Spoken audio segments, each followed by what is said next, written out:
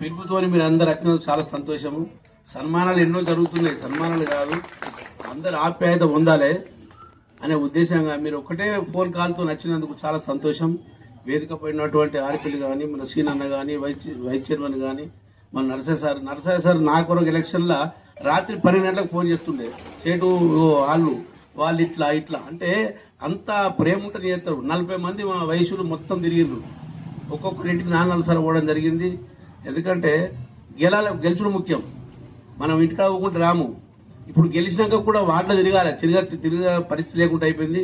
ఎందుకంటే మా municipal commissioner గారు ట్రాన్స్ఫర్ అయ్యిండ్రు, ఆయన ఉద్యోగ విరమణ అయింది.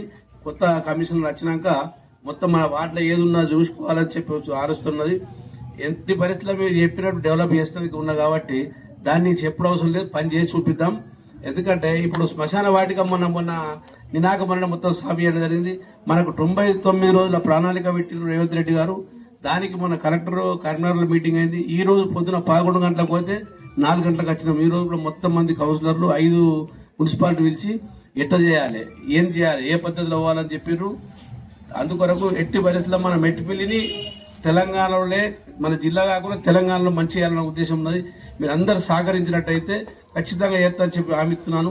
ఎవరికైనా పింఛన్లు లేకుండా ఇప్పుడు పింఛన్లు ఒక నెలలో ఇస్తున్నారు, పింఛన్లు కూడా పెట్టిద్దాము. ఈ రోడ్లు, మోర్లు ఇవన్నీ ఉన్నాయి, ఇవన్నీ చేసడానికి ఉన్నాము.